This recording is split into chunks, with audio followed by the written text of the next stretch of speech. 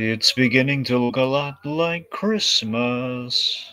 Oh, let's review. We'll analyze the scene. Sounds holly jolly to me. Before it's over, let's begin. Bum. Bum. That's right, folks. Since the Christmas season is upon us, we thought the way to celebrate and get into the holiday spirit would be with some holiday reviews. 6 to be exact, selected and arranged for your Yuletide pleasure. So, silver up those bells, light the multicolored lights, and go out and build a snowman as we engage in some Seasonal shenanigans. shenanigans! That was beautiful. That was very in sync. All right. Yeah, so Dragon, shit. We've got like 5 of these to get through in like a week. We better like this is this basically our equivalent of like, oh no, we forgot to do the Christmas shopping. Pretty much. All right, so let's not waste any more time. Twice Upon a Christmas, of course, this is the sequel to Once Upon a Christmas, the much more beloved of the two. I got thoughts. I guess as far as my thesis goes, we'll get in. I see the people in the comments. We'll get into the comments as soon as Dragon and I do our thesis. They're revving a sponge, Tiki. Hurry up. I know. So Dragon, I mean, obviously, this is a little bit of a downgrade from Once Upon a Christmas. Every time I watch this, I try to look at it, like I try and see the good in it. There is good to be had here for sure. Honestly, for me, the one segment that really falls flat, and I'm not sure if this is just me being a goofy movie purist and being like, "You're not Roxanne," Someone play that song at Roxanne. right. Specifically the Moulin Rouge. Yeah, that's what I mean. The Moulin Rouge. Someone play the Moulin Rouge. Roxanne. But honestly, Dragon, on this watch, like, man, I wish the animation was better. That's all I can say. I think there's some fun stuff in here. I think there's some nice Christmas spirit in here. We're here to break it down. It's the 20th anniversary, but suffice to say, this is definitely a bit of an oddball in the DisneyToons lineup. If my memory serves me right, and y'all can correct me if I'm wrong about this, this is like the only CGI DisneyToons Studios movie besides stuff like the Tinkerbell movies and like the Planes movies and stuff like that. Pretty sure this is the only one as far as like directly linked to like the classic Disney stuff. So there's that. There's the fact that it's not necessarily like a sequel. It's more of like just another compilation. I think some of what we have here is pretty good. I think they end on the best short, which is definitely that's definitely a smart way to go about it. But yeah, I will say I don't have any nostalgia for this whatsoever because I literally just watched it for the first time for the DisneyToons ranking podcast. So as far as that goes, Dragon, I'm hoping that you have some nostalgia for this because you're going to kind of have to carry the lead on the nostalgia if you do, because yeah, like I said, I just don't. But okay. Monkey says the only fully CG one, I do believe, as much as Forte tried. Yes. All right, so Dragon, so what say you about this? So, as far as nostalgia goes, let me tell you this, folks. I love Mickey's Once Upon a Christmas. Right. And, because of that, I was intrigued by the sequel. And, I knew I don't know if I just never connected the dots. It was literally like a sequel to it, or if either that or like I just had never really run across it, like to be able to watch it. I remember a while back because I like to stock up on the physical media. I had I guess Once Upon a Christmas on VHS, and I decided, you know what, I would like to share this, and to do that, I need the DVD, and this might have been pre Disney Plus, honestly. I'm pretty sure this is pre Disney Mhm. Plus, and it might have been one of those things that was like right on the cusp of Disney Plus too, Mhm. where it was literally it's like oh man, I should get this in like later that year. It's like Disney. I think Disney Plus happens in like November. It's like, hey, there's that, and we have Mando and everything, and also there's at least predominantly the full library. It's like, oh man, I really should have thought that through. But But then I was going through like, okay, let's watch all the Herbie movies. Let's watch all the weird yeah. shit. So either way, the point being, I have it. So just in case anything happens, I will still have it. But the thing, like, I bring this up because what I got was the twofer. It has Once Upon a Christmas and Twice Upon a Christmas. And that was the first time I Nice. watched it. And I'll tell you, initially there was a double take. It was like Twice Upon a Christmas, like Twice Upon a Christmas, and there's the double take at it's CG. And look, I know this is not the first time we have done kind of a CG take on Mickey in media. For example, there's like Mickey Mouse Clubhouse and all sorts of other kind of stuff to the side, in which we've seen Mickey in This other came media. before Mickey Mouse Clubhouse, though, right? I'm pretty sure. That I'm unsure of. I know Well, it was I'm close. I don't know if it pretty was a sure 2 year. because I mean, this was like back in like the era of Playhouse Disney, where okay, let me look it up. Well, Mickey. that's the thing. I don't remember if I guess Clubhouse was like in how mid 2000s it was. That I don't know. It was 2006, so it was a That's couple years it's 2 years. before. I had a feeling it was 2 years, and realized didn't know if it was 2 years prior, 2 years after. Mhm. But yeah. So point being, so again, it's not an unfamiliar concept, but let me put it to you this way: unless you're get a horse, it's a less than seamless transition by comparison. Sometimes that era of Mickey Mouse in the kind of the clubhouse is kind of early CG era before we really ironed it out to the kind of get a horse era. It was a rough ride. Mhm. So beyond the animation, Oh, though, Little Blue does make a good point that Magic was, I believe, before this. Let me check to make well, sure. yeah, no, the Philhar Magic was probably it was maybe a year before this. 2003, so yeah, it was a Hey, year. right on the nosy. Okay. And ironically enough, that featured very little Mickey. Well, here's what I'm getting at. Unless you have like a feature budget behind you, like something Mhm. like Get a Horse or something like Philhar Magic, you know, it's a tricky transition, especially for direct to video. And again, it was a new thing back then. So beyond the animation, though, the story, I gotta admit, revisiting it initially, I was like, okay, that's cute, but nowhere near as kind of warm and fuzzy as and well worn as Once Upon a Christmas. But looking back on it, like revisiting here 20 years later, well, essentially 20 for our purposes here for the 20th anniversary, the story's more iffy than I recalled because, I mean, we'll get into it. This thing's rather mean spirited in places, which kind of shocked me. Yeah, a little bit, a little So, bit. look, easily I can say, this is nowhere near as good as Once Upon a Christmas. All right.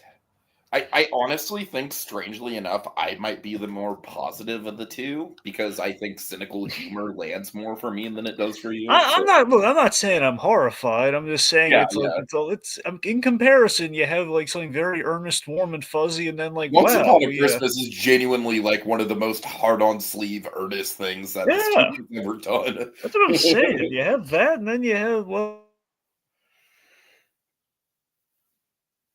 Yeah. background, if I may. Well, hold on before you get to the background, before the comments get too piled up. All right. Folks, if I skip over a couple of them, it's just for the sake of brevity. I apologize. It's good to see a couple people in here that we haven't seen in a while, by the way. Hey, Z and K. Yeah, yeah. We know that guy. Okay, so Little Blue says the CGI animation in this is better than food fights. I mean, yes, I'm not going to deny that. That little blue. That's a factual statement. It's still pretty damn stiff, but Yeah. yes, it is better than food fight. I mean, look, it's eons better than food fight. Let's give him that. All right. Yeah, Come yeah, on. yeah. Okay, Kogias. Of course, Kogias is a food fight fan. Of course he is. Well, Why yeah. wouldn't he? I honestly, Food Fight is one of those. I can't even watch it enjoyably. It's just, I would rather watch Rhapsody Street Kids Believe in Santa than Food Fight. Richard's Victim says this and the first one are those weird things that I remember but don't remember at the same time. Does that make sense? Yeah, I can see that a little bit. I mean, honestly, I feel like a lot of the DisneyToons sequels kind of fall into that. Like, I vaguely remember it. By the way, Richard's Victims, it's been a minute. It's nice to see you, man. Okay, we have Monkey in the comments saying none of those activities were pestering a guy with Christmas carols as he rushes home. What kind of Christmas do you do? All right. Monkey also says, forgot to do the Xmas shopping. Now I'm just imagining Donald Duck as the lead in Jingle All the Way. Oh my god. That would be as the remake we actually. Shit. You know what? As Monkey is saying that, I realize I might want to change my answer for the Muppet question on the debates. Honestly, shit, that would be a really good one. That would be a really good one. Okay, we'll cross that bridge when we get there. All right, Little Blue says, we all know you've had a busy life, so good to see you've returned. Indeed. Okay, and like we said, Z and K is back as well. He says, I mentioned this on the sequel ranking, but this whole thing feels like part of the we got to be more like DreamWorks from the tail end of Eisner's rule. Yeah, a little bit. Look, Jeffrey made fun of me, put me a little Lord Fauntleroy outfit. I can't let that stand. My chin's not that big. Kogi, yes, I've never actually watched any of the Tinkerbell movies. I mean, I don't know if they would hold up if I wasn't familiar with them in my childhood. I'm still throwing it out there. Michael Eisner movie. We need Dominic Lombardozzi to play him. Now remind the folks who that is. That's Kingpin's father. That's Kingpin's father from Daredevil. I could see it. Yep. And of course, we need frickin' Tucci as Katzenberg. I mean, that's just perfect casting. God, yes. Tucci was born to play Katzenberg. Yes. All right. Z and K says all CGI got to be harsher and cynical. If we do what they do, that'll work, right? Right? Yeah, I see what you're saying. Come on, Shrek needs to learn the meaning of Christmas now. Oh God. Let's see. Richard's Victim says, I guess Mickey should have just stuck with the once he flew too close to the sun, decided to do it again. Yeah. Yep, he did. Yeah. Disney needs money. Mickey Mouse needs more Christmas decorations. He needs money to buy those Christmas decorations. If we learned anything from this. Richard's Victim says Fantasia Mickey is the best Mickey. I mean, I think that's pretty objectively true, honestly. At least the most iconic Mickey Mouse design, I would say. I honestly think Fantasmic does a lot of heavy lifting to put that version of Mickey kind of like over the edge, honestly. Yes, Little Blue, we do definitely agree that it's better animation than Food Fight, no doubt.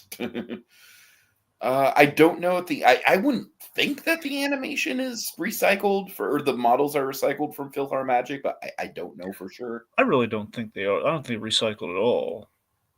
I don't think so either. No. I mean, they look completely. Look at Donald in comparison. He doesn't look anywhere near as good as he does in PhilharMagic. It can't be a reused model, even if it's like a render thing. It can't be. They're building from scratch. Come on. All right, let's see. We have Sonia Pantoja saying for her birthday this year, she went to Universal Hollywood. That's cool. I hope you enjoyed it. We're all envious, Sonia. I am currently, it's going to be a year, like this year, because usually I do 2 trips a year, and this 2025, I gotta be strong. I can't do like a freaking throwaway trip to Knott's or anything. I gotta save up my money to do the big Epic Universe trip at the end of the year. I am not going to Epic Universe in the first half of the year. That's for damn sure. But yeah, I mean, 2025, I got to get to Epic Universe. That's like it's so prominent in my mind right now. Just jump in the sewer. You'll be there in no time. Just jump in the what? You know, the sewer. You know, like the warp tunnel thing. You know. Oh my god. Yes. See, here's the thing. If you do that, you're going to find a portal, just like the live action Mario movie. Well, I mean, also the Super Mario Bros. Animated movie. That's how they did it there too. Oh, I forgot that's how they get there. Yeah. I don't say you should try that, and then you'll end up in the Super Nintendo portion of the But you of know it. what would happen, Dragon? You know what my luck would be? I What? just end up in the Hollywood version of Super Nintendo World. And I'd be like, fuck. I mean, this place is cool, but I've already been here. This is an epic universe. God damn it. I Shawshank my way here, and this is where my reward is. Take you to a Frayne walkthrough. Miles of. Anyway. All right. Richard's Victim, almost done with comments. Richard's Victim says, I love cynical humor, but I don't know if I want that in a sequel to Once Upon a Christmas. Yeah, because the first one wasn't edgy enough. I know, right? Okay. Little Blue says he saw this before Once Upon a Christmas. That probably helps with your perception of it, I imagine. Okay. Monkey is doing overlap on this and Food Fight, which, yes, keep us updated, Monkey. That's the true issue of our time. Which voice actors have been in Food Fight and Twice Upon a Christmas? He'll be our conspiracy correspondent. Okay, Little Blue says 2004 was a mixed bag for Disney. There were the biggest flops were this and Home on the Range. I mean, we all know I like Home on the Range, but honestly, I kind of feel like Home on the Range is kind of. It's not like anyone's going to say it's one of the best Disney movies, but I kind of feel like people are sort of going away from like it's total irredeemable shit. I mean, there's good things about that movie. Anyways. I mean, this itself was not a flop. It was barely a blip on the radar. It wasn't like a flop. It's a direct-to-video, DVD movie. It's not, That's true. That's true. Okay, really quick. Monkey says the monsters in the dark. The monsters. Oh, I'm sorry. I read that and I was thinking Monsters After Dark from Guardians Mission Breakout. He's saying, the Monsters in the Dark Universe ride are going to sing "We Wish You Were a Christmas." That'd be a hell of an overlay. You gotta wonder what how does Frankenstein feel about Christmas? Okay, Richard's Victim says your film opinions fascinate me, as they always do. Yeah, Little Blue. It's definitely going to be a solo trip. I am hoping to maybe meet up with maybe at least somebody from the WDW Magic crowd. But yeah, The Incredibles wasn't a bad film, but I think it's more of a decent 2004. Okay. On that note, Dragon. On that note, I'm not even going to finish that sentence. Let's get into background. Okay, so Matthew O'Callaghan, I believe is O'Callaghan. He directed this. Now, this guy worked on Life with Louie. You remember the Life with Louie show, right? Of course, yeah. Yeah, so he was essentially Louie Anderson. Yes.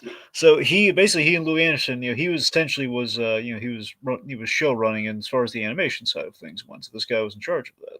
Mm-hmm. But this guy's a lifer. This guy is what I would call a journeyman of the medium. This guy's been an animator or a board guy in a lot of the classics, and his big start apparently was Mickey's Christmas Carol. So this guy has Disney Christmas in his veins. Not Once Upon a Christmas though, which I think might have helped and served him well. But aside from that, he's worked on a bunch of stuff. Some highs, some lows. As far as the highs go and the nostalgics go, worked on The Page Master. That movie didn't hold up as much as I was hoping it would, but yeah, it's still. Well, cool. Still, I'm just saying, The Page Master. We talked about that this year.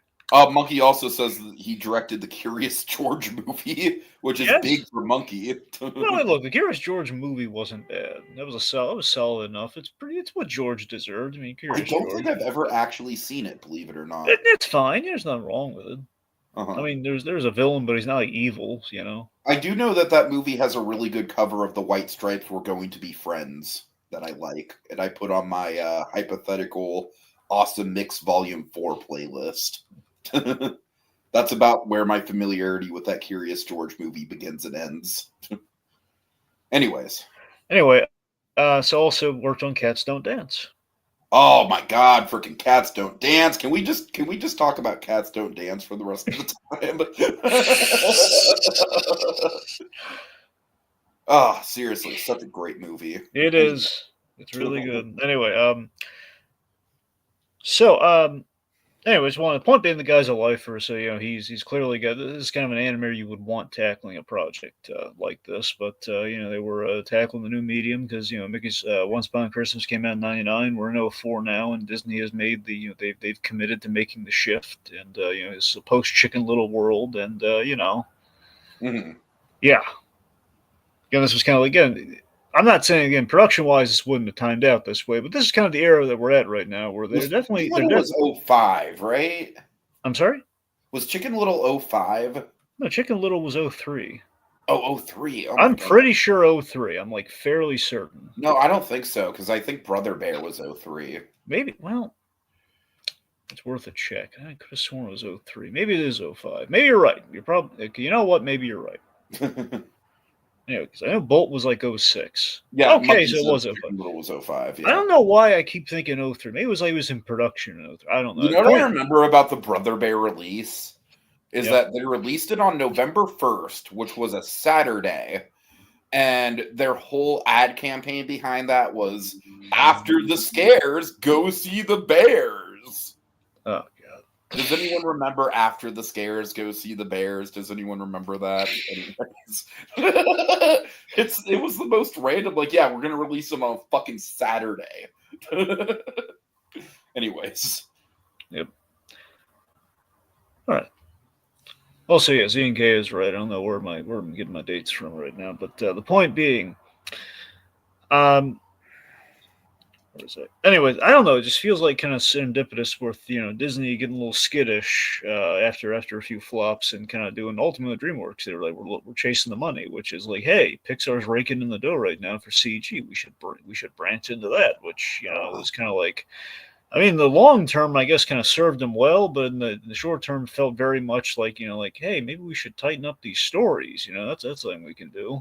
And ironically enough, that's kind of like now exactly where we are again with Moana 2, right? I mean, more or less, yeah, pretty much. Anyway, look, so we're just gonna go into it. We're gonna break it down. Before we break it down, let's just let's set up our framing device. I mean, God, this film is so fucking unmemorable. I literally just watched it, and I'm like, it's the book, right? The book is. Well, there's just one thing I want to say about it. Just here's the biggest mistake they made in the whole production. Are you ready? No Kells. Yeah, for sure. Biggest mistake. They would have had bags of legitimacy if they had the Kells. Now, no Kells. Now, in their defense, they did get someone pretty decent for the job, but he's still no Kells. We had, and of course, by Kells for the kids out there, Kelsey Grammer, aka Sideshow Bob, Prospector. You get the idea. And also Fraser Crane. So Clive Revel did the voice. Clive Revel, basically like a fucking dollar store version of Kelsey Grammer, with all due respect. I mean, in the grand, poor Clive Revel. He keeps getting these great roles, but the roles keep getting. Here's the thing, but two of his biggest roles, technically. He's played two very iconic roles in two very iconic franchises. The problem is he's then recast with someone who basically makes the role definitively theirs. Okay, so he was the original Alfred from Batman the Animated Series. Oh, that's right. He in only the first couple episodes, right? Roughly 3 episodes. Yeah. I thought he was pretty good. That's he was fine. Yeah, and then of course Ephraim Zimbalist then ran with it. But again, you can't. It's not. There's never a bad Alfred. He was not a bad Alfred. Yeah. Anyway, I mean, we've already established. Like, I would love to find an Alfred that's just shit. And you know what? I'm convinced it doesn't exist. If memory serves, he did get one of the best Alfred moments from Batman the Animated Series. Not the Alfred moment, but one of the underrated Alfred moments in Nothing to Fear, in the first Scarecrow episode, the iconic episode where Batman says, "I am vengeance, I'm the night, I am Batman." That one. We have Batman's having night. Batman's not doing well. He confesses his his fear to Alfred, and Alfred says, I'm sure your father is proud of you because I'm proud of you. That's some chicken soup and off to bed. Oh, yeah, I remember that. Yeah, that was a good one for sure. So that's an old time Alfred moment right there. That was Clive Revel. You know what? I don't think this counts because it's like it's comics and not technically like Batman media. But All-Star Batman and Robin Alfred is kind of shit. Well, yeah, I that think doesn't he's count as about far the as closest performance we can get, goes. right? I I'm know it's not saying. a performance. Okay, anyway, so then the other iconic role is he was the original Palpatine. He was the original Emperor from Star Wars. Oh yeah, right. Remember before Yeah, we you're right. This the guy one does good. have a pattern of like doing good work, but then getting totally overshadowed. See, unfortunately, that was like the one kind of Lucas edition we actually really did need, in which we wanted to have consistency with Palpatine. Originally, he was like a kid. It was Clive Rebel's voice, the eyes of a chimpanzee, and like the face of an old lady. The face kind of gave me like an 80s Jim Henson kind of vibe, like the dark fantasy era of Jim Henson. Yeah, no, I get you. Yeah. Hmm. No, it's Plumbing Clever. He's our narrator, and it follows the idea that it kind of follows the idea of the first movie. Only it's more literalized. Okay, so it's someone telling a story. Only we saw toys and ornaments on the tree. Now it's like, okay, we're doing a pop-up book. So the pop-up book idea is good, and as a framing device, that's fine. Here's the thing: it looks I think it's nice. one of the few things that actually looks really good in the animation style. And here's the problem, though, with that, okay? Looks nice, eases you into a style change, but it Mhm. feels like today, I feel like today, like in a post Klaus era, we would have strived to make the whole style look like a pop up book somehow. Yeah. Oh god, that would have totally elevated this thing for sure. That's the thing. Had we actually somehow made it look very storybook like and yet still be in a different medium, Mhm. would have been impressive. Okay, so also a big thing to know, and then we'll jump into this. We have 5 shorts versus the 3 shorts we had from Mickey's I Once Upon a definitely think that hurts it for sure. I think a couple of these definitely come off as filler. I think it hurts it, but you know what's interesting about it, though. Now, mind you, I'm not saying this flows like 1 to 1, but in a sense, we do feature the Fab Five as they are known. We feature the iconic 5 Disney characters in this. I think we've already established this, but you and I both hate that name, right? I know I hate the name, but that's but yeah, we do feature the core 5 characters. Now, mind you, they don't. Huey, Dewey, and Louie kind of intercept one of those. That's a mandate, but we'll get there. The point being, though, like, we do feature them all. So if you do look at it that way, I kind of somewhat get the doing it in five shorts to showcase those legacy characters. But by the same token, if we're just gonna give Huey, Dewey, and Louie one, it kind of throws that out the window. Like, why bother? Right. Make sure Goofy gets his own because Goofy has star power, and then everything else just falls where the chips fall where they may. Oh god, no! And the Goofy one and the Huey Yeah, one, those are the two weak points for me. I think if you take those two out, I think this honestly flows a lot better. yeah, and that's the Okay, thing. Those two are very mandate. But again, we'll get there. Let's all go right. into it. Gonna go through the comments again. Honestly, this is not the podcast I was expecting to get like overflowing with comments, but hey, I will take it. Yeah, Z and K points out a good Jack Johnson soundtrack. That's what I was talking about with the cover of the White Stripes. We're going to be friends. Really like that. Let's see. Code Geass spouting some sacrilege about the Incredibles that I will not repeat. Let's just put it that way. The Code Geass will be in the role of Scrooge this podcast. I mean, don't get me wrong, Code Geass. I'm a fan of Catwoman. Is a so bad it's good movie too, but I would never pick that movie over the fucking Incredibles. All right. Let's see. Richard's Victim says we need a Curious George movie set in a real jungle, and it's just George looking horrified for an hour. Oh dear Yeah, God. George would not do well in the wild. I don't think. Okay. Let's see. He says looks like he was a supervising animator for the Gadget I did Mobile. hear about that. Yes, for the Gadget-Mobile and the Inspector Gadget movie, That's like cool. That's like a cool. little kind of floating head graphic. Mhm. Okay, Richard's Victim says it's a post Chicken Little world. That's how I view time. It's pre Chicken Little and post Chicken Little. Best I, thing in I'm, that Chicken Little movie, Adam West. I'm honestly kind of similar because that's the Chicken Little movie we should have gotten. Obviously, Yeah, they made a whole video game out of that. out of the Adam West portion of Yes, it. That's yes, incredible. yeah. I'm surprised you didn't know that. No, I didn't know that. No. I view because I was born in 1990, so I experienced a lot of the Eisner era firsthand. So I kind of view my life as like pre-Iger and post-Iger. God, when Eisner was in power, I hated him, but now I'm like, come back, Michael, come back. They're just going, bye, Tiki. Goodbye.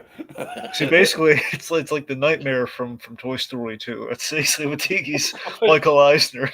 Like, oh boy, he's back from sabbatical. It's like, Michael, You know what? What Disney-rific adventures are we gonna have? I have said it before. Tiki, I'm back, but not for long.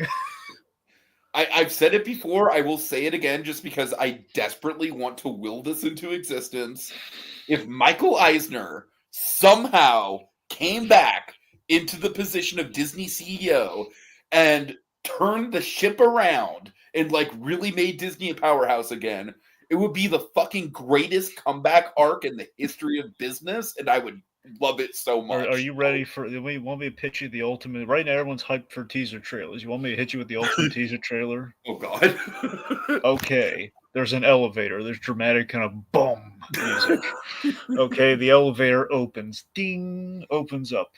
What we see mouse ears, and he's walking down the hall. It's not it's not Mickey Mouse, but it's a man wearing the mouse ears from the park, and he's walking down the hallway. He looks like he owns the place. It's been a long time coming. You have after many years. Well, what we should see him do? We should see him go into the into Indiana Jones Adventure, because there's an Easter egg in Indiana Jones Adventure where one of the skeletons is wearing a Michael mouse, a set of mouse ears that has Michael on it. Okay, here's what you do. Okay, so we have it's years in the making. We have a hand in the attraction, pulling off the mouse ears and dusting it off. Yes. And then the elevator dings open. You see, you're focused on the mouse ears, and we kind of zoom out a little bit. We're seeing the head, and he's walking down the hallway. And again, we're building the reveal. Here's the thing: we don't see him in the teaser because we don't see him.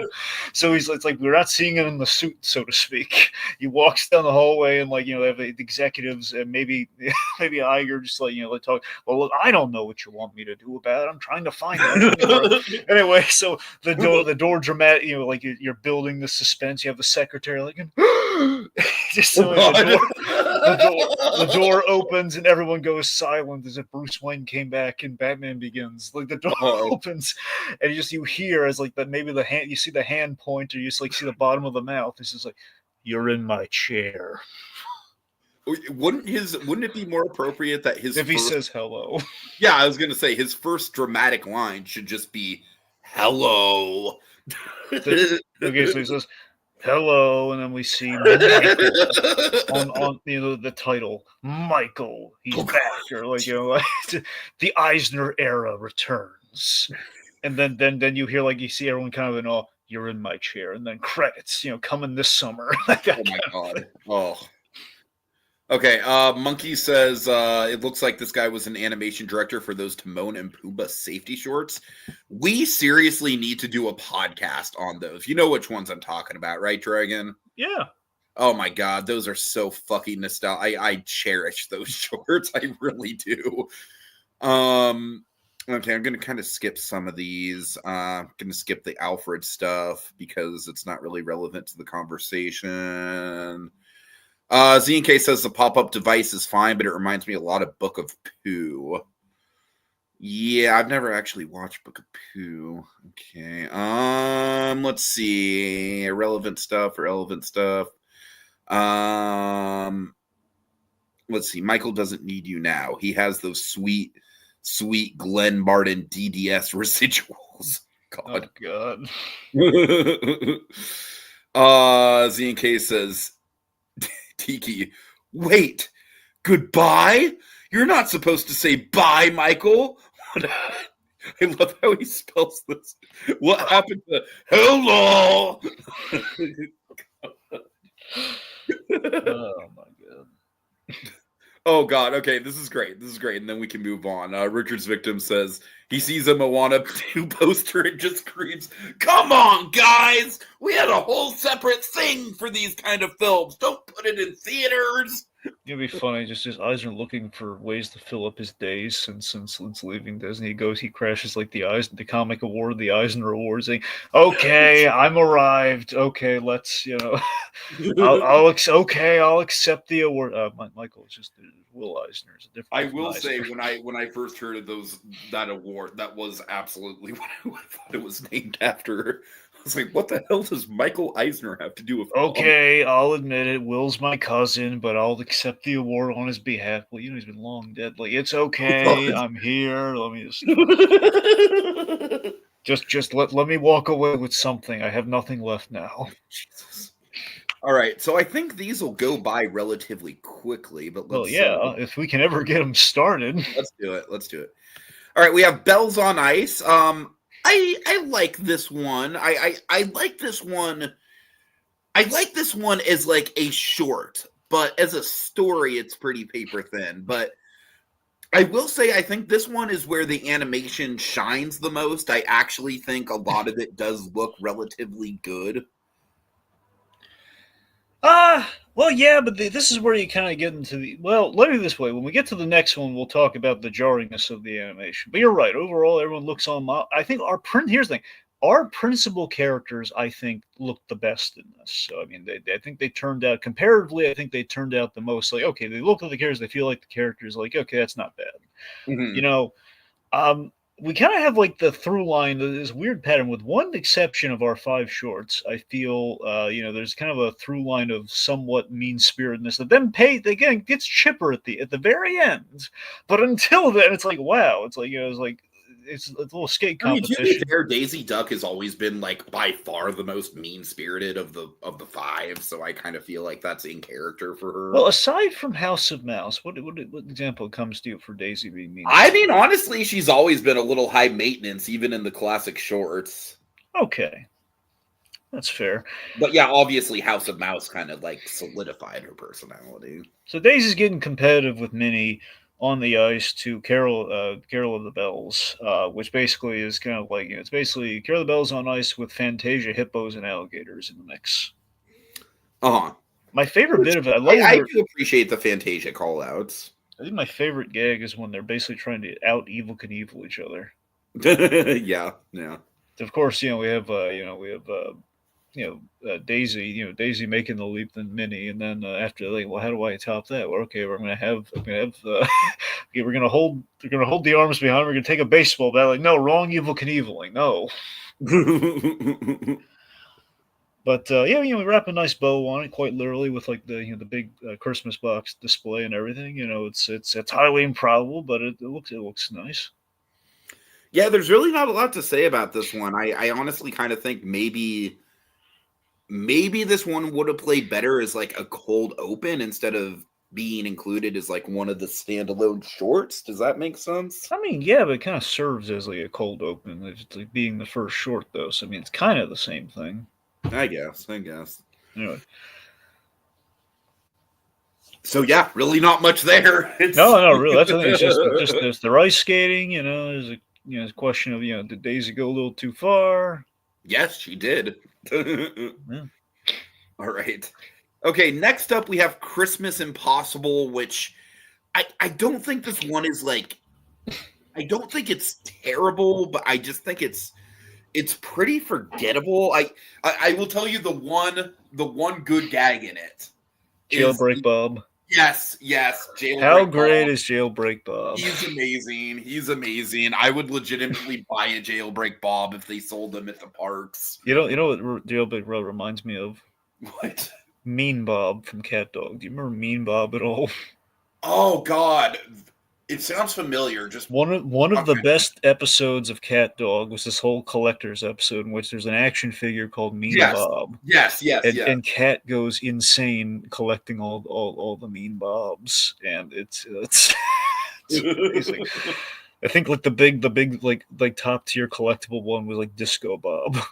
Oh god. Anyway, the fact is, there are all these variants, like variants upon variants of me and Bob, and that he had him like in this little like palace. Anyway, the point is, it reminded me a little bit of that. I love the functionality of Jailbreak Bob. The fact they have these Where keys for the whole. the Yeah, key triggers the voice box. Yeah, yeah. one, that's an awesome bit of toy design. Secondly, it's Mhm. just great for the plot purposes. I'm conflicted on Christmas Impossible because it's a nod to the segment from this one's kind of like a mandated kind of nod to the first one where okay, so we had a Huey, Dewey, and Louie segment, which was Christmas Every Day, which is like the Groundhog Day parody. That was definitely one of the better ones in Once Upon a Christmas. I mean, they were all great though. That's the thing. So it's Yeah. like it's just hard to compare the two. I also one of the things I think this one suffers from is I just think the Pluto short is a way better like North Pole short, if Oh that yeah. makes sense.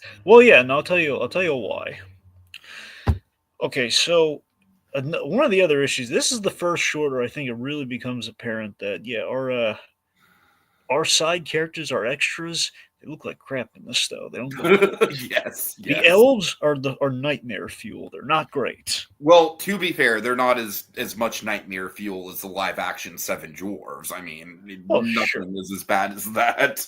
oh sure, But but yeah, they're not great. Yeah. you see what I mean? There's just like our side. Seriously, if you look at all the side, aside from our principal characters, who again, at least I think it's honestly, I don't know how much that's the animation versus like in our own minds, we know how those characters look, and at least we know what to look for. These guys, I mean, having seen a bunch of stuff, we have an idea of what they're supposed to look like with the side characters. If you look, for example, if you've seen Once Upon a Christmas, you know how our side characters are supposed to look. If you Mhm. jumped right into this fresh, it's like, oh man, why does everyone look a little bit off? And then you go to these characters we've never seen before, the elves, which are kind of more human-like than kind of the anthropomorphic animal kind of thing we've had. It's all sorts of wrong. Right, right. Yeah. Especially if our first introduction to that is in a very different medium than these characters are traditionally designed for. Like we're not the other ones were adapt. The side characters were adapting into that style. This is like just gonna throw it right at you in this style. It has like an uncanny roughness in the CG, so it's very weird. Anyway, to the story. So again, a lot of Ducktales, unending and enduring popularity, kind of as to why we get Huey, Dewey, and Louie here. Um, it's I really love having the classic voices throughout this. I will give B this and K is mentioning it's really nice to have Rusey Taylor yeah, back as the nephews for sure. well that too. Yeah, but also I mean Alan Young as Mhm. Scrooge McDuck. That's really great. And the fact we get As a little good bit of the more. job as David Tennant did, and he did crush it as Yeah, Scrooge, he really did. that's But great. Alan Young is just like the classic Scrooge. It's like the comfort blanket Scrooge. And that's the thing too, where as much as I love Once Upon a Christmas, Scrooge he only says my piano. That's all he really does. So I will give him points here that we get a lot more with Scrooge here. I love like the wizened Scrooge. And I love the moral here with Scrooge. It's the thing that this guy can buy anything he ever wants. He's got money, he's got wealth, but it's the principle of it's something he can never truly get because it's something he can't buy. And I think that means the world to him all the more so. It eluded him as a lad. He can never get it back. And again, it's something that money can't buy. It's Mhm. just being being deemed worthy in Santa's eyes. I think that's a really great idea for Scrooge. And I also love like a little bit where Donald's upset about the boys eating the cookies. Is like it's nothing to get upset about. He's perfectly fine with it. He just wanted them like to wait till after dinner and have the really good cookies. Anyway, so that's good. And then we get into the yeah, look, maybe I'm judging too harsh on the mean spirit thing. Maybe we'll get into this with the Donald short. The Donald short's mainly when this flares up for me, but we'll get there. Right, right. It does feel like man, the boys are being really rotten, especially at Uncle Donald here, where Donald And like it for the especially sucks because like even when they were going a little overboard on the Christmas Every Day yeah, short, they were never brats in that that's the short. thing. You Like know what I they mean? were actual kids there. This Yeah, is like man, yeah. they are really like they're messing with Donald. Like they're flooding his car. I never like to see Huey doing Louis straight up bullying Donald. Like That's always they flush the toilet while he's in the shower. I mean, that's petty, fucking monsters. And then as he's trying to relax on his little pool floaty, and they let the air out. Like that's the only one. Okay, that one maybe you could buy, but still, it's like just let him relax. Mhm. Anyway, the point being, it's despicable. So they realize we have no time to change, so what's the easiest solution? Well, we're going to forge our name on Santa's list. So let's mail ourselves to the North Pole and do that. Sure, because that's a thing. And you know what's funny that you mentioned that? Like, this short is so forgettable that I literally forgot how they ended up in the North Pole, and I just watched it. Yeah, they mail themselves there because we know the mail service is that quick, and it's always been that quick. Especially around the holidays, am I right? Like Christmas Eve. Oh, God. Ridiculous. All the I mean, postmen are around the hammered. holidays, even Amazon is kind of like, yeah, 2-day shipping, maybe. That's the thing. Let me ask you this. Weird holiday aside, okay? In Christmas Vacation, the delivery guy who brings the Jelly of the Month Club, like the kind of a thing from the office. Do you think he's postman or just like he's a messenger, like a delivery guy? Like he's not the actual mail guy. But he's just delivering something specifically. In what now? Sorry. National Lampoon's Christmas Vacation. I'm sorry, it's been a minute since I saw it. I can't really definitively answer that. All right, I don't think I've sat down and watched that movie since we did it for seasonal shenanigans back in the day. all right. Sorry. Your loss. Okay. Anyway, so, point being, getting back on a point here. So we're at the North Pole, and they're really jerks to the elves. They're knocking everything down. It says like, "Oh yeah, Yeah, hey, it's like can they you help?" just continue to be jerks. It's out of character. It kind of sucks. This is the mean spirit thing I'm talking about. Where I know it's for a moral, but it's like, really, they're not. There's no self awareness at all here. It's like at all. Like they keep Yeah, knocking but things if over. you're And not. doing something like a moral is never a great excuse for for just breaking character. Yep. Z&K does bring up another memorable gag, though. Probably the only memorable gag besides the toy that we mentioned. Remember the sleigh crash of '64? That bad. That was a really good joke. And you're right. Rob Paulson does deliver that line When perfectly. doesn't Rob Paulson deliver a line perfectly, though? I mean, come on.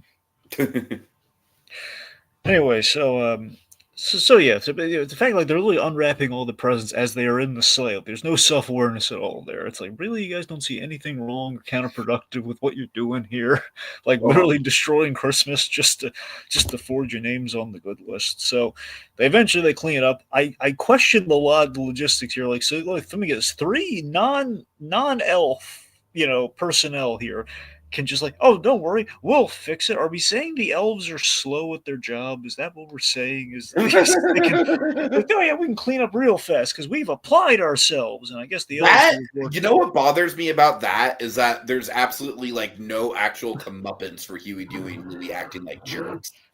It's like, oh, don't worry, we'll clean up the mess that you made. It's all good.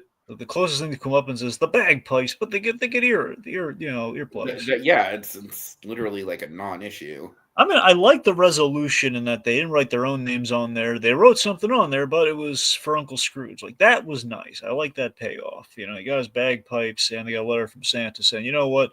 You keep up the good work, boys. Again, a lot of that's unwarranted, unfortunately, by the end of it, but, Mm-hmm. Anyway. All right, that about it for this? Do you have anything else? Not especially. There we go. Let's press on. Oh, God, I really don't have a lot to say about this one. Christmas Maximus. This one sucks. Say, okay, kids, this is the thing. So, I think on principle, the first time you watched it, I don't know if you had this like I did. It's like, hey, we're kind of hyped up for essentially the third in our trilogy of Max Goof here. That's like initially in premise, that's kind of exciting. Like, hey, we have an attachment to this. Very strong. The Max short in Once Upon a Christmas has always been my most sentimental one. Yeah, that's great. This just fucking, I hate this. I'm not even gonna fucking mix words about it. I think like basically like all the here's the thing, like in an extremely goofy movie, Max at least has like a little bit of respect for Goofy. Yeah. He just doesn't want he's very reasonably doesn't want Goofy ruining his college experience. But other than that, their relationship is more or less fine. Like Max again is a fucking brat in this. there's so many problems with this thing. This one just sucks. It's just bad.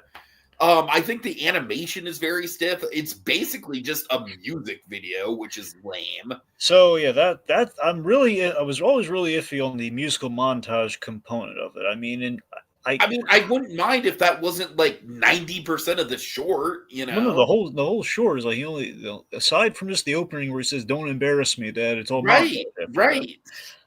I mean, look, so the idea of doing a meet the parents story with Goofy is kind of interesting, you know, around the holidays. Like in premise, I mean, that's kind of interesting. But again, I think a lot of people It could work fundamentally. if you have actual dialogue and setup and payoff. So that's okay. So for starters, I think a lot of people very unhappy. Just not Roxanne. Instead, we have Mona. And look, I'm not about to like honestly the Roxanne relationship, people have pointed out like it's not exactly the most healthy foundation to build a relationship on. The fact that he literally like has this big lie in order to even impress her, and you know, so it's like I'm not one of those people that thinks like Max and Roxanne is like lifetime relationship goals or anything. But No, but Mona they is so fucking forgettable. Like she's just such a nothing burger of a character, and at least Roxanne is memorable, you know. I will point this out. Roxanne did make a reappearance. She is in House of Mouse for an episode. I know, I remember. So with that in mind, you know, I mean, look, I will give them. I mean, I think there's some cuteness there. Like when they're on the train and everything, there's kind of like in establishing, okay, Max off screen has met a girl and there seems to be a dynamic there. It's like, okay. And like, here's the thing. I think we're a little reductive more towards Goofy than we are Max in the grand scheme of things here because it feels like Goofy, I believe he would have made like having like a giant framed baby photo of Max. Like Oh, it's a so little cringe, so cringe. very Yeah, cringy. You know, I will give it points on this. I love the scarf. I love the subtle detail. This is like something that feels in tune with the stuff we liked from the Goofy movie films, where Goofy made him a scarf, and he says, "Make sure you have your scarf." That Max doesn't like callously. I'm expecting, okay, he's going to callously throw it away. He's going to feel bad about it or something. But no, he maintains the scarf, and it's a mm-hmm. reminder to him. So Mm-hmm. that's a good detail there. And I'll tell you what here's my moment. I thought was like, man, you really didn't need to. If I were to look over a lot of things and give this thing a pass, I can't overlook this last one. I think giving her the Goofy teeth at the end was a bridge too far. Oh yeah, for sure. For many reasons. I think fundamentally, like that's a trait. The whole point of that, looking at the first Goofy movie, I'm not even just trying to go fanboy. Literally, it's like the first plot point of the first Goofy movie, for God's sakes. Yeah, I'm not trying just to rest on my laurels with that, but it just feels like it doesn't feel like the whole That point of nightmare is like baby's first body horror, by the way. But that's the thing. The whole point of that body horror thing is that the Goofy teeth, the iconic Goofy teeth that he is, he fears their hazards going to grow into and everything. That's saying that's in his DNA is that if you're a member of the Goofy family, you will have like the Goofy teeth and the appearance and everything. So in giving her that, it's like it's like almost like into the Goofy family genetically. That makes sense. so it's like saying it's like a Luke and Leia kind of thing at this point. Like, wait a minute, it's like is she? Oh man! See, that's what I'm saying. Honestly, with the design, it is a little. Oh Jesus, I don't want to think about that. Okay, that's what I'm saying. But you see why? My point being is it feels wrong. Yeah. Plus, any way you take it, either in like if you're looking at the potential genetic horror story there, on the flip side, it's like, oh man, where there's like an Oedipal thing there. I don't want to think about that. Mm-hmm. You know. Anyway, so not great. Is this really the last time that we saw Max goof in any sort of like major capacity? Well, in the adult form, yes, I'm afraid. That is fucking ridiculous. Honestly, it might. Now thinking about it, it might be the last time period. But yeah, I mean, at the very least, the last time we saw adult. Here's the thing: the sad, tragic part of this is Max post college. This is the third chronologically in that. Right. So it's unfortunate. Okay, ZNK says, considering this was going to be Roxanne at first, I wonder what the context was going to be in terms of I can't wait to meet your dad. Yeah, that's a good point. I didn't know that's that. So she was the reason why it's not Roxanne, honestly. I didn't know Roxanne was supposed to be the girl at first. That I did not know. I mean, I source CNK. I don't know that for a fact. That's I think yeah. Anyways, okay. She even she does have the same fucking voice. It's so distracting. That is.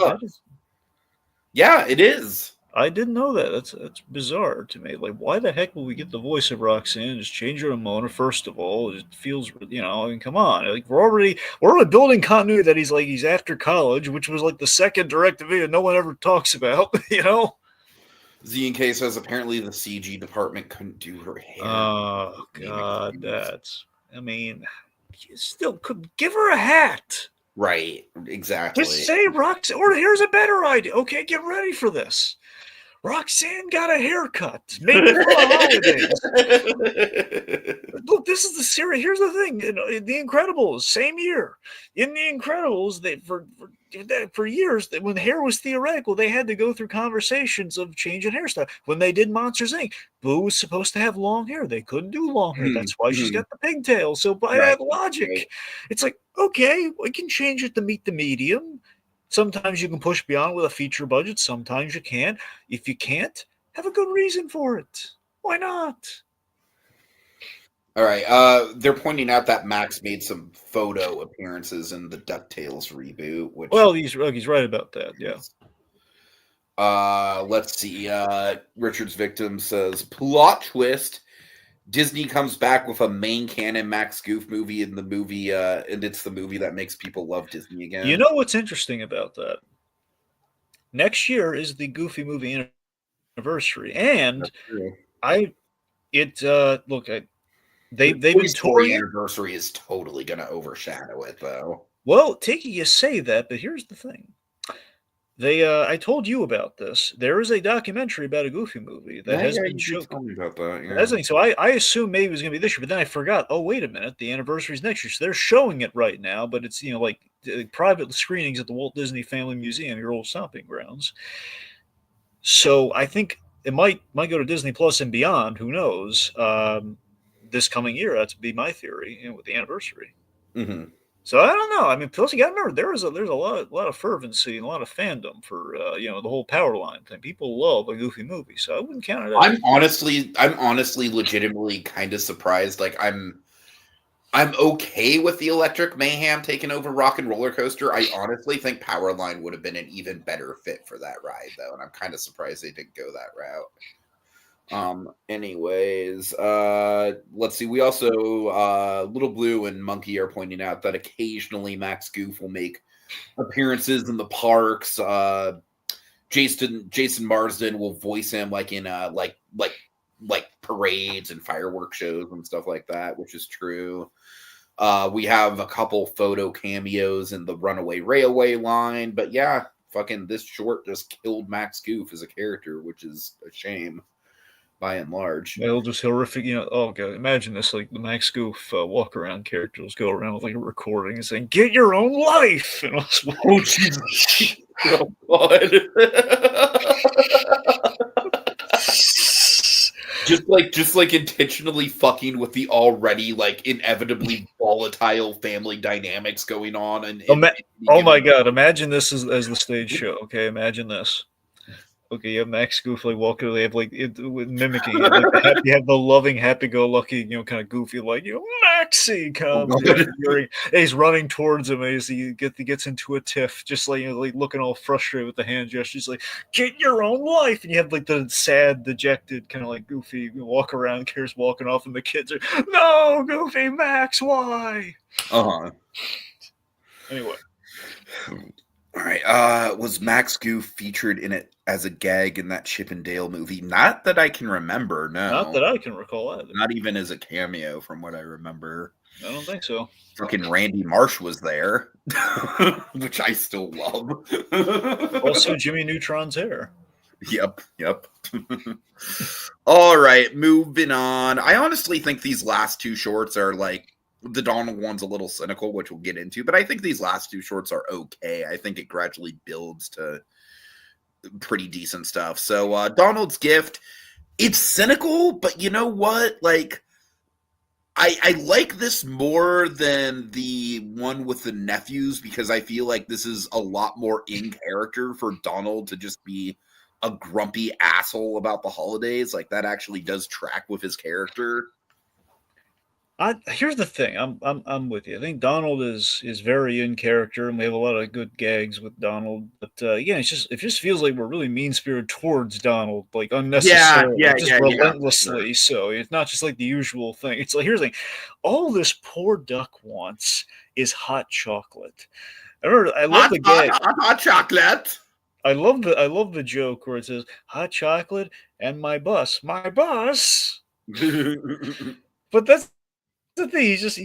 And the idea that Donald around the holidays is plagued by "We wish you a Merry Christmas" is kind of confounding him at every. He has like almost PTSD from "We wish you a Merry Christmas" and how it pays off. That's a good joke. Mhm.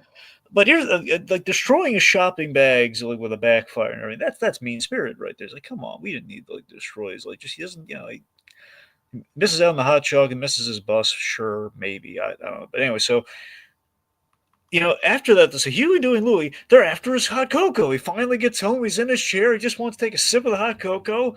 There are the boys. And then Daisy says, hey, we just won't leave him be. Just leave the man with his beverage. Like No. after he's been out, like in the hellhole of "We Wish You a Merry Christmas," Daisy's like, "Let's go back in that and spend hours aimlessly shopping." Yeah. Let's go window shopping at the mall. And just, Oh which, God. by the way, she is fully capable of doing herself. She can take the boys. Why does he Mhm. have to go? He already went out for the day. Right. Right. It's just here's the thing that bugs me most about this, okay? He never gets his cocoa at the end. We don't have the button where You're it's like right. You're right. here's the thing, he's at the mall, he has like the giant thing of cocoa and it ends up splashing on the one guy. It's just like still no cocoa. I do think that one guy's a funny running gag, though. He is. Just like, hello, this is my uncle. It's I just like, yeah. But here's the thing, here's the thing, we have like the diner bit, which by the way, really, Daisy says, oh, we'll go to the diner afterwards to get some hot chocolate there. I mean, again, would have been a happy medium. No one mentioned that, but it feels like to me that Donald's reward should have been like the little pop-up book ending should have been they're all in the diner and he's finally got his hot cocoa. That's what that should be. Mhm. But again, him conducting the struggling choir musically, that was nice. But again, without the hot chocolate, what is the point? I mean, I feel like Tom Hanks in Polar Express, if he was in this short, he would not stand for this bullshit, Dragon. Yeah. He would go fucking postal, and not the pleasant kind of postal. And Tom Hanks hates the sing, so he really likes hot chocolate. No, seriously, in the first Toy Story movie, he refused to sing. They got him to sing a little bit in Toy Story 2. That was the most they ever got from him. What about Jim Hanks? Does Jim Hanks is he more down to sing? I really don't know. I mean, he hasn't really sung as Woody in anything, so I don't know if just Jim Hanks likes to sing or not. You know what I think the definitive Jim Hanks Woody role is? Kingdom Hearts. No, I never even played Kingdom Hearts 3. What do you got? When I think of Jim Hanks Woody, I think of the giant Woody statue that's outside of Toy Story Land. Nice. Yeah. That's good. I'll tell you who loves to sing, and we can't get him to shut up. It's Chet Hanks. Oh God, Jesus! No one even Tom Hanks doesn't like Chet Hanks. Anyway, so that brings us to the last segment. We got a lot of comments here. I need to go through them really quick. Let's see. Z&K says there's one gag in the story I wish was a running gag throughout the whole movie. Yeah, he says it's the guy who gets very hot chocolate spilled on him. That same guy appears in the Goofy segment. I wish that. Yeah. Oh, that would have been funny if that guy was a runner in all the shorts. You're right. That would have been really good. Okay. Max Goof to Disney CEO. Okay, now I'm insulted. Not even Chip and Dale. That was literally Who Framed Roger Rabbit on a diet. You got Ugly Sonic, but you couldn't work me into the goddamn background?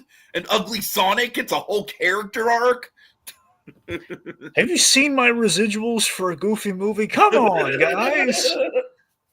I am Powerline. The Twice Upon a Christmas short just really killed your career, buddy. I don't know what to tell you. That was your fault. If you guys would have just fucking hired Maxine again, it wouldn't have happened. But no, her hair's too complicated to animate. Put a hat on her, god damn it. Or just say she got a haircut. Like, hey, Max, how does my hair look? Right, exactly. All she's got to say, and here's an idea, maybe let's give Marsden more than one phone call. Okay, Little Blues doing the hot chocolate. I never remember how that hot chocolate song actually goes. Here we only got one rule: never ever let it cool. Let's see. Z and K says, I will admit there's some nice Foley work throughout. I love that kind of musical stuff. Feels very symphony hour. Yeah, there is some good slapstick in here for sure. Let's see. There's been singing Woody toys using Jim Hanks, so I guess so. Yeah. Yeah, okay, there you go. Tom Hanks scene Donald without hot chocolate. Oh, I don't think so, buddy. Load's gone. Jesus Christ. You know the conductor from Polar Express would comfort that dog. Says, let's get you some hot chocolate. The Tom Hanks he's thinking of is more the hobo. How about some Joe? Oh, God. Let's see. Little Blue says Jim Hanks has sung in the Disney on Ice shows, but he himself stated he's not really a good singer. At least he can do it, though. At least he's like comfortable enough to do it. Miss C. Lania says, if I remember correctly, that guy might show up in the Mickey segment, the hot chocolate guy. Yeah. All right, well, let's move on. Mickey's Doggone Christmas. I think this is pretty definitively the best one, would you say? Like, at least end on a high note. Yes, I will say that. Again, we have like just one. There's like one really mean-spirited bit though. It's kind of funny. It's funny though. Mm-hmm. Okay, so Mickey. So for starters, though, I think even Mickey, a little like his initial reaction is a little out of character. Yeah, that's the thing. So even Mickey Mouse is in a bad mood in this. Right. Which I think is more of like even just as a corporate mascot, like, you know what, I'm upset. 2004 is not a great year for us. Oh God. Anyways, but he overly decorates the house for the Christmas party. Pluto loves putting the star on the tree, causes a big mess by accident, and Mickey chews out his pal, and our beloved dog ends up. The line that I really don't vibe with Mickey here is the whole like man's best friend. Yeah, right. You know what's darkly hilarious, though? What?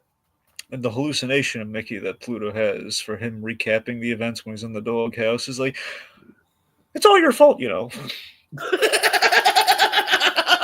Like, in case you're wondering, it was all your fault. He basically like unsubtly says, like, yeah, it's out of that. Yeah. It's like still like chipper Mickey, but he's being a bit. Exactly. I mean, that's what I think throws off the whole man's best friend thing is like, I think that's way too harsh for Mickey to say, even under his breath, even when he's frustrated. He loves that dog more than he loves Minnie, for God's sakes. Okay, I don't know. Well, probably. I think that's pretty objectively true, Dragon. I don't know. I mean, look, he loves Minnie, but by the same, you're right though. I can't authoritatively say he loves Mickey more than the dog because he's had Pluto longer. That's what I'm saying. Yeah. I mean, what you mentioned, it's like it's funny specifically because it's still in like the Mickey Mouse cadence, the whole like man's best friend. Yeah, it's just not something he would ever say. No, it isn't. Now here's the mean spirit bit. Okay, so it's like Mickey gets all these decorations to replace the other decorations, and they fall off the car because he goes through a shortcut because everything's really narrow. And says, "Oh, okay, that's not bad. I was picking him up, and then a car just whizzes by and just runs over them all." Right. Like, wow, that sets the tone right there. I think we had some Katzenberg script pages left over on this one, just from some draft, something somewhere. Okay, fun fact, one deleted story is going to be how Mickey and Minnie first met. That would have been cool. Yeah. But then again, it's like I kind of feel like we have to give like every character one short, so I kind of feel like this might have been the better one to go with. I don't know. Let me ask you this: from Minnie's perspective, though, if we swapped out, Carol, the whole the bells on ice thing with that, what would you think? And that would have been Minnie's Yeah, short. if we did it from Minnie's perspective and swapped out Right. the ice skating with that, what do you think? I could see that. I could see that. You know, it would be funny if they did a whole like Flintstones and Viva Rock Vegas thing where like they're supposed to be like Mickey and Donald are best friends and Minnie and Daisy are best friends and they're supposed to be each other's dates. Oh, you mean doing like the initial swap? Yes, yes. Yeah, that'd be funny. Wouldn't make much sense, but still. Oh, of course not. No. All right, like I said, like I kind of alluded to, I like the North Pole stuff in this a lot more than I like it in the Well, human. you know what saves this? I'll tell you why it works, Diggy. Our reindeer, we had Jim Cummings and Jeff Bennett like killing it. Exactly. They are carrying this freaking short on their shoulders. They're hoping Crosby in this, man. I'm only halfway exaggerating. They're essentially in a Hope and Crosby kind of comedy. You're right. Yeah. So it's just great. Just like Jim Cummings, are you gonna let me actually answer? Just as his Blitz and the of Donner, just being this happy go lucky. It's essentially the formula for cat dog. It is. It totally is. Oh my God, you're right. It is basically just cat dog. Essentially, the overeager happy one and the more kind of like a Bud Abbott straight man of the bunch. Right. Well, by the way, did you ever look in the Jim Cummings podcast?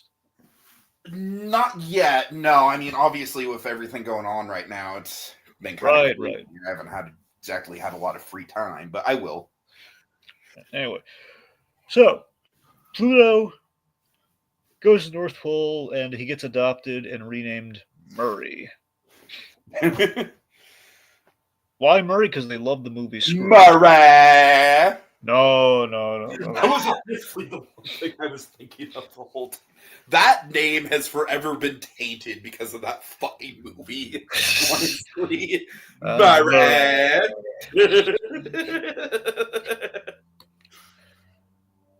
Oh, God. Anyway, so they named Murray because they love Scrooged. No, they named Murray because of Murray Christmas.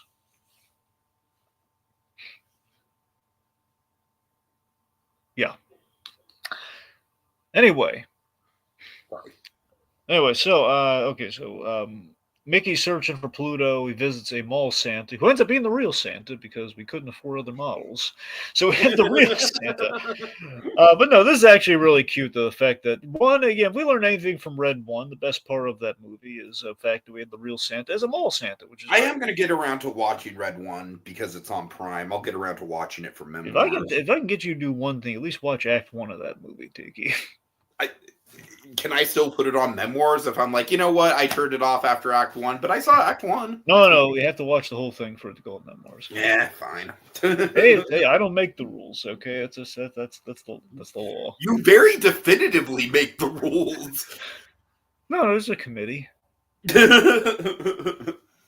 A committee of who?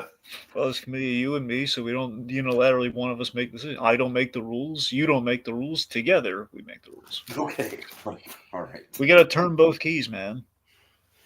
I mean, honestly, Your Movie Sucks kind of has this philosophy where it's like if a movie's not grabbing him in the first 20 minutes or so, he just doesn't waste his time with it, and I kind of respect that, honestly. Well, yeah, but you need the bragging rights, though. You survived that movie. Oh, God. Yeah. All right. Anyways, it's the first time I've heard your sirens in a while. That's a throwback. Okay. So yeah, I do really like the urgency on Mickey's part as well.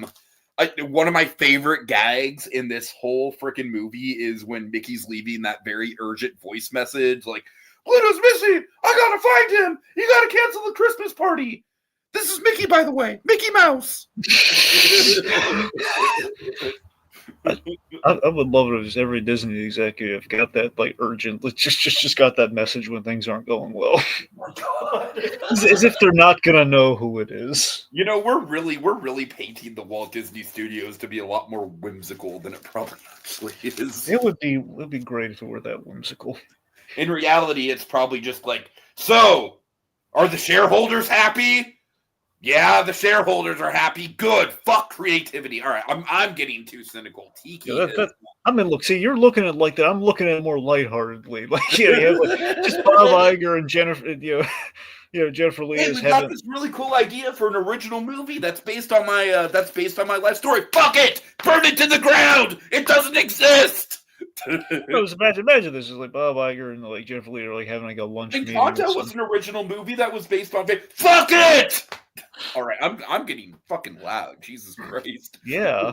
I'm sorry. Yeah, I'm just trying to say, like, they're like having like a little lunch creative meeting. And there's a Jennifer Lee. So maybe we can do an original movie this year. She's like, well, what's the cost effective option, Jennifer? Like, well, what do you think? Well, I mean, we had the Moana series. Like, can we make it a movie? I mean, we I guess we could, but let's do that. Let's just save ourselves the it's money on the table. Let's cobble let's release it theatrically, see what happens. Maybe it'll make money, maybe it won't make money. Let's feel it out.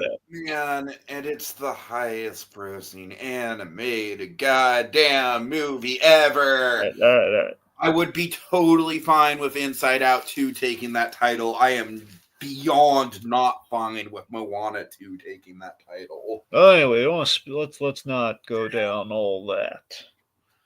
Oh man. We need you, Michael.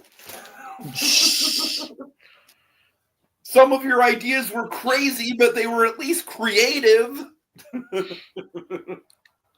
Anyways. Anyway, silliness aside. Okay, so Mickey, he's searching for Pluto. Everyone's kind of getting in on it. Pluto, meanwhile, he misses Mickey, and I think this is one of the best kind of like referential jokes of the whole thing. He sees a hidden Mickey. Yeah, I love the hidden Mickeys in this short. There's a few of them. Yeah. Yeah. We kind of canonize hidden Mickeys in this short a little bit. Which I really liked. Uh-huh. Anyway, so Mickey keeps almost getting killed by a snowplow, which again, it looks like Goofy's trying to kill Mickey with snowplow. Okay, I gotta say, the reveal of Goofy being the snowplow operator might be my single favorite gag in this whole thing. I think it's so in character for him. It very much reminds me of him being the train conductor in Runaway Railway. It's got that same energy to it. And then Mickey just nonchalantly like, well, that explains a lot. Love it. Yep. Yeah, this is definitely the best one, man. This is definitely like, I really don't have that much to actually complain about with this one. It's just pretty solid overall. Oh, yeah. So they all reunite, after Pluto's returned by Santa Claus, which is nice. I love that Scrooge bought out the whole snowplow company, by the way. Right. Anyways, they all reunited for a nice and simple Christmas, and like the first movie, and doing Fa La La's. Mm-hmm. Yeah. And that's all she wrote. Alrighty, final thoughts? Yeah, so overall, it's no Once Upon a Christmas. It's got a few bright spots. I won't take that away from it. Look, it could have been a lot worse. It's definitely more on the forgettable kind of Christmas special side of things. But it's got stiff competition with kind of something nice, pure and simple, like Once Upon a Christmas. I think maybe they were a little overly ambitious here. It was like, it's like, hey, we have something kind of nice and pure, Once Upon a Time, Once Upon a Christmas. Just the title itself, Twice Upon a Christmas. We got to do it again. It feels very much like, why, was there even a cash cow to milk? Not really, honestly. That's what I'm saying. I mean, honestly, there wasn't even really nostalgia to milk. Well, that's what I'm saying. It was like 99, Right. Like 5 years. Was there really that much nostalgia in 5 years? Exactly. Oh, boy. But, I mean, I guess it's only a matter of time that we get live-action remakes from movies that are only 5 years old instead of 10 years old. Sadly. Well, I mean, we already have that, Tiki. I mean, we have Moana. Yeah, but that Moana came out in what, like 2016, right? Was it 16? I think so. I guess that's right, yeah. pretty sure Moana. I guess that would probably be 2016. And it's coming. Is the live action remake coming out next year? I don't know if it's next year or the year after. If it's the year after, then that's 10 years. Right. So, I mean, at least it's not 5 years. That's my point. That's a good point. Which, by the way, like they announced a Tangled live action remake. I am genuinely shocked that out of the 3 big like Disney franchises of the 2010s, that Frozen is the last one to get a live action remake. I mean, look, it's inevitably going to happen, but I'm shocked that it's taken them this long. Look, I don't want to go down a whole sidetrack here with the live action remakes, but the other day with the live action remakes, we have Once Upon a Time. We've already done with live action pretty well. Right. Frozen being the best example. Mm-hmm. Short of the actual snowman being in it, we did everything. Little Blue saying 2026 for Moana. So yeah, I mean it'll be 2026 for Moana. How to Train Your Dragon is like 15 years after the fact. So yeah. Florence Pugh is live action Rapunzel. I think she's a little too old. I love Florence Pugh. I love her. How dare you? No, I'm just saying like you gotta have someone who's like pretty much a teenager for Rapunzel, right? Like, well, then you get into like the weird Disney princess thing where they're all, they're teenagers in quotes, but we have like women who are definitely not teenagers playing them, and it's like I get that, but I'm just saying like Rapunzel's whole thing is kind of her immaturity and lack of experience. So no, you're right. In that respect, they should go for someone probably like I think what is it? She was like 17 in that movie, or supposed to be like that. 16 maybe. That's what I'm saying, 16 or 17 or so. Like, the point is, she didn't seem to be 18. I don't think that was anyway. Anywho. Look, I love Florence Pugh, but the woman is in her late 30s. I'm sorry, I don't buy her as like, I've never gone out to see the world. Hey, she's got range, mister. You're telling me? Of course she's got range. But... Hey, I'm not the doubter in the room here. You're a doubter. Oh my god. Okay. You don't believe in the Pugh. Okay, honestly, Cher as Mother Gothel would be fucking perfect. I would live for that, honestly. Yeah. That would be amazing. Well, here's an actual question. Do you know if Cher was like the actual influence behind Mother Gothel? I don't know. I've never really heard anything on it, but then again, like, Tangled is one of those movies I didn't really like. I think I followed Tangled more when it was called. Do you remember when it was called Rapunzel Unbraided? I don't remember the unbraided part. Yeah, I remember when it was Rapunzel Unbraided. I thought it was like, at some point it was Rapunzel, and then they went with Tangled. I didn't know the unbraided thing. Anyway, I'll tell you real quick my thought. Like, my first thought when I heard of those Mother Gothel casting stuff was Susan Sarandon. Yeah, I could see her. Plus, the fact she was in Enchanted helps too. Sure. Indeed. All right. Okay. Would it be a little bit too much of a repeat of Enchanted, though? Well, that's that's my hesitation on it. But I'm just saying instinctively she feels like that role, but Right. All right. So yeah, just gonna thank the folks here. This was a great turnout tonight, guys. Again, I'm kind of surprised it's for this movie of all things, but hey, I'm not gonna fight it. I love having you all here. Okay, so we got Little Blue, Code Geass, Richard's Victims. Once again, really great to have you back, ma'am. Zine K, Miscellaneous, Sonia Pantoja briefly popped in. I think that's right. Am I missing anyone, Dragon? I think that's about everyone. Hold on, let me do a quick little double check here. I mean, you said Richard's Victims. So we had him. Sonia Pantoja, Richard's Victims. That's yeah, we got everyone. Yep, that's everybody. All righty. Well, thank you all for joining us. Have a good night. And of course, we will be back for 4 more of these throughout the next week. So, Tiki, we should peek beneath the wrapping paper. That's true. That's true. Yes. Well, go on, Tiki. Shake it up. Okay. So, Dragon, I'm feeling snow. Yeah. I'm feeling snow that's so hot that it's kind of melted a little. Oh man, it feels like. Do you hear that? It's heart throbbiness. Oh God. Do you hear a voice from the wild thornberries? Egad, this is like this. It sounds like a hallmark. It kind of feels like a hallmark, and yet it has night before Christmas energy radiating off of it. I'm melting at the thought of it, Tiki. Oh my god. So yes, tomorrow night, folks, we will be recapping the instant holiday classic that is Hot Frosty. And I gotta tell you, out of all the selections this year, this is by far the one I'm most excited about. We're doing it live and in person, one night only.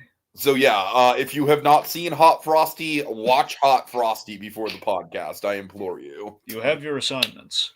Indeed. All right, folks, time to dash away, dash away, dash away all, but as we wave goodbye, don't you cry. We'll be back again next time for even more seasonal shenanigans.